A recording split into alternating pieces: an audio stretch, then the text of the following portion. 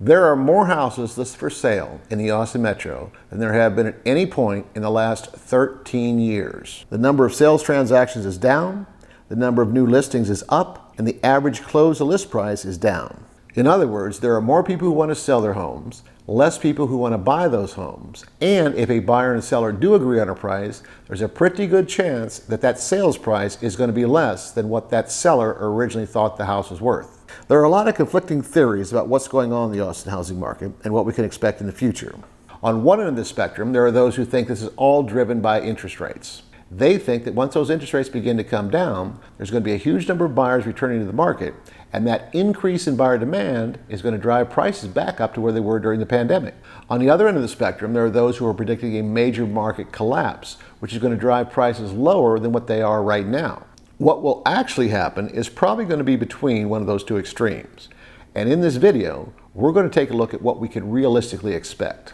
The first thing we need to acknowledge is that we are on the back end of two historic real estate market developments. Either one of these could easily be classified as once-in-a-lifetime events, and they followed each other one after another. First were the ultra-low interest rates and unprecedented buyer demand that drove home prices through the roof during the pandemic.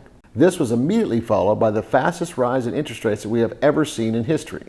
Either one of these events taken individually would have a huge impact on both the economy and the housing market.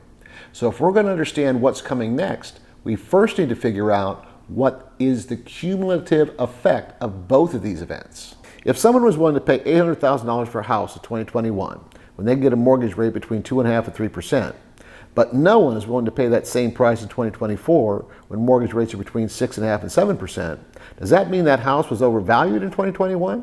Or that the higher interest rates have simply pushed qualified buyers to the sidelines? In other words, even though there might not be enough active buyer demand for that house to sell for $800,000 in 2024, once interest rates begin to come down, there's going to be plenty of new buyers entering the market who are going to be willing to pay the $800,000. Another piece of the puzzle is that during the pandemic price run-ups, Austin was at the top of the list for some of the biggest percentage increases. Which means if those 2021 prices were overvalued, then we should expect Austin to see some of the largest percentage declines when the market corrects, if that hasn't happened already.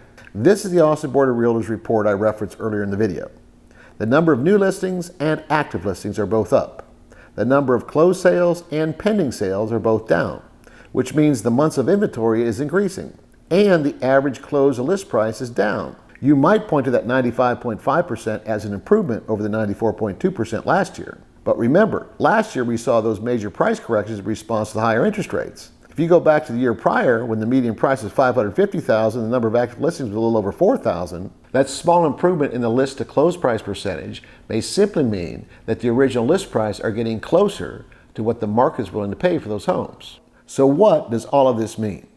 If you're a buyer, you're going to have more homes to choose from. And more than likely, you won't have to bid against someone else and pay more than the list price. In fact, based on overall averages, you're probably going to be able to negotiate, and you're probably going to be able to buy that house for less than what it's listed for.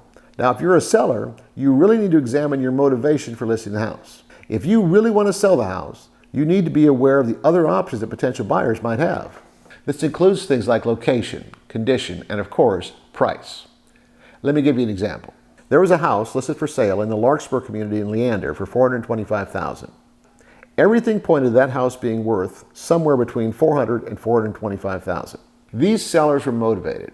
They had accepted a job offer in another state and had to sell this Leander house so that they could buy a house in the place that they were moving to. So they reduced the price to $300,000.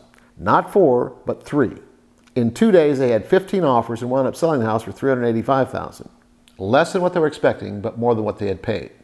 If they would have done $5,000 price reductions every couple of weeks, they may never have sold that house. The moral of this story is you are only going to get what the market is willing to pay for your house. And if you're not willing to accept that, you're probably not going to sell the house. The ultra-low interest rates and high buyer demand during the pandemic drove home prices in Austin to unsustainable levels. This was immediately followed by a rapid rise in interest rates, which slowed buyer demand. And this contributed to steep reductions in the median sales price. We are currently in a market where there are more homes available for sale than there have been for the last 13 years.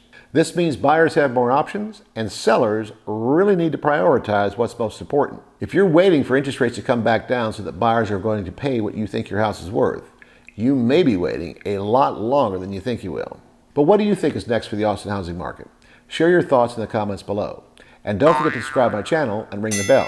That way you'll get a notification every time I post a new video.